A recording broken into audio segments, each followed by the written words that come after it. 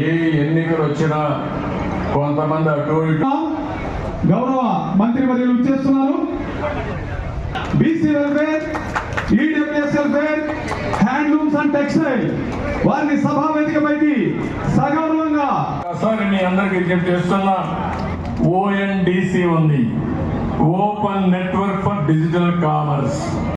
తెలియజేస్తూ పోగును వస్త్రంగా మార్చి మానాన్ని కాపాడిన చేనేత కళాకారులందరికీ 10వ జాతీయ చేనేత దినోత్సవ శుభాకాంక్షలు తెలియజేస్తున్నాం.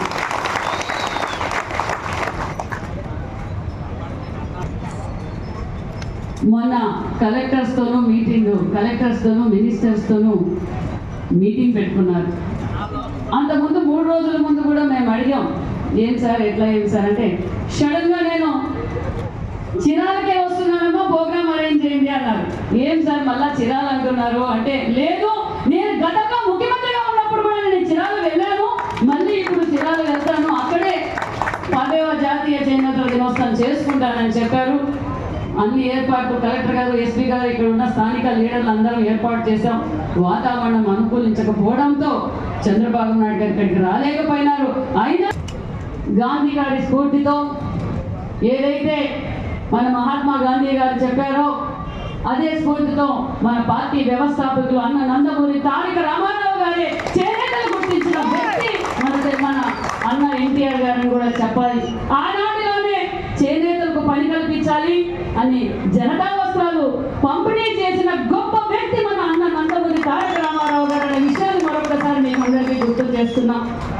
అంతేకాదు ఆయన స్ఫూర్తితో మన విజనరీ లీడర్ మన ముఖ్యమంత్రి చంద్రబాబు నాయుడు గారు కూడా రాష్ట్రం విడిపోయి అప్పుల పాలలో ఉన్న చేనేతలకు పెద్దపీట వేసిన పార్టీ మన తెలుగుదేశం పార్టీ అనే విషయాన్ని కూడా మీకు గుర్తు చేస్తున్నాం. రాష్ట్రం విడిపోయింది, కూర్చోడానికి కుర్చీ లేదు, మనందరికీ తెలుసు. కట్టుబట్టలతో మనం బయటకు వచ్చాం. కానీ ఇక్కడ బడుగు బడిగిన వర్గాలు చేనేత కార్మికులు ఎక్కువగా ఉన్నారు. వాళ్ళని కాపాడుకోవాల్సిన బాధ్యత నాదే అని చంద్రబాబు నాయుడు గారు భుజ స్కంధాలపై వేసుకొని ఆ రోజు 14-19 స్వర్ణ యుగంలో ఉందా లేదా అని మీరే చేనేత కార్మికులు చెప్పవలసిందిగా కూడా అడుగుతున్నాం. పనిలోనే ఉన్నాం. ఎందుకంటే చేనేతలకు ఆదుకునే పార్టీ ఎన్డీఏ గవర్నమెంట్ అనే విషయాన్ని కూడా మీకు తెలియజేస్తున్నాం. మీరు ఏమైతే ఏ నమ్మకంతో అయితే ఈ రాష్ట్రానికి చంద్రబాబు నాయుడు అనే నేను అనే విషయాన్ని మీరు వినాలని, ఆయన అయితేనే ఈ రాష్ట్రానికి న్యాయం చేయగలనుకున్నారో ఖచ్చితంగా చేనేతలకు పెద్దపీట వేసి స్వర్ణయుగంగా మార్చేది మన ఎన్డీఏ ప్రభుత్వం అని కూడా మీకు తెలియజేస్తున్నాం. మీరు ఇక్కడ కోరారు, గతంలో అయితే ఏవైతే సంక్షేమ పథకాలు ఉన్నాయో ఆ సంక్షేమ పథకాలన్నీ మొదలు పెడతామన్న విషయాన్ని కూడా మీకు తెలియజేస్తున్నాం. మనకు ఇందాక ఎంపీ గారు చెప్పారు, ముద్రా లోన్ల ద్వారా కావచ్చు, బీసీ కార్పొరేషన్ల ద్వారా కూడా లోన్లు ఇప్పిస్తాం. ఖచ్చితంగా మీ ముడి సరుకులకు మీరు ఏదైతే మార్కెటింగ్ ఇబ్బందిగా ఉందన్నారో ఆ మార్కెటింగ్ విషయాన్ని కూడా మేము అన్ని విధాలుగా ఎక్కడ అవసరమైతే అక్కడ ఎగ్జిబిషన్స్ పెడతాం. అదే విధంగా ఆన్లైన్ బిజినెస్ కూడా చేస్తాం. అంతేకాదు ఇప్పుడున్న ట్రెండ్ బట్టి మనం వీవింగ్ కూడా మొదలు పెట్టాలి. దానికి కావాల్సిన ట్రైనింగ్ సెంటర్స్, స్కిల్ సెంటర్స్ కూడా ఇక్కడ పెడతాం.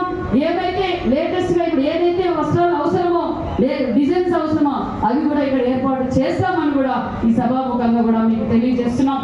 అంతేకాదు ఇందాకే చెప్పారు సోదరులు, ఇక్కడ ఉపాధి కావాలనేది చంద్రబాబు నాయుడు గారు ఆహార నిశలో యువతకు ఉపాధి కావాలి, శ్రామికులకు ఉపాధి కావాలని ఆలోచనతో ఉన్నారు. ఇక్కడ కూడా హ్యాండ్లూమ్స్ పార్క్ ఏర్పాటు చేస్తామని కూడా ఈ సభాముఖంగా మీకు తెలియజేస్తున్నాం. అవసరమైన విషయం చంద్రబాబు నాయుడు గారికి తెలుసు. చేనేత కళాకారులకు 365 రోజులు పని కల్పిస్తామని కూడా ఈ సభాముఖంగా మీకు తెలియజేస్తున్నాం. మార్కెటింగ్ చేపిస్తాం. అదే విధంగా కొత్త డిజైనర్లు పంపిస్తాం, స్కిల్ సెంటర్స్ పెడతాం. అంతేకాకుండా మన చంద్రబాబు నాయుడు గారు మన ముఖ్యమంత్రి గారు ఇందాకే చెప్పారు, 3 సెంట్ల స్థలంతో 4,30,000 మామూలుగా అయితే చేనేత కళాకారులకు 50,000 అదనంగా కూడా చంద్రబాబు నాయుడు గారు ఇస్తామని కూడా హామీ ఇచ్చారు.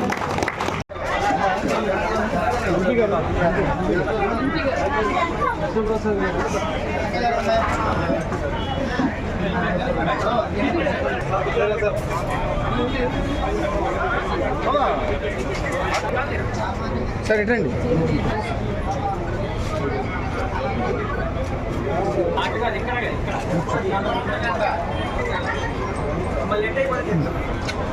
అన్న ఇటు తిరిగండి అక్కడ.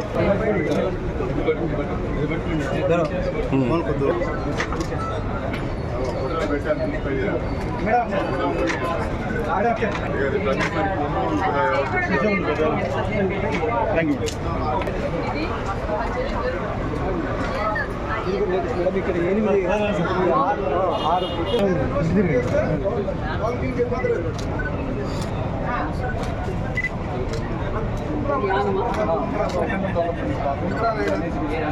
గవర్నమెంట్ ఆఫ్ ఇండియా ఈ స్టేట్ ఆంధ్రప్రదేశ్ స్టేట్లో ఉన్న సొసైటీస్ ఇండివిజువల్ వ్యూవర్స్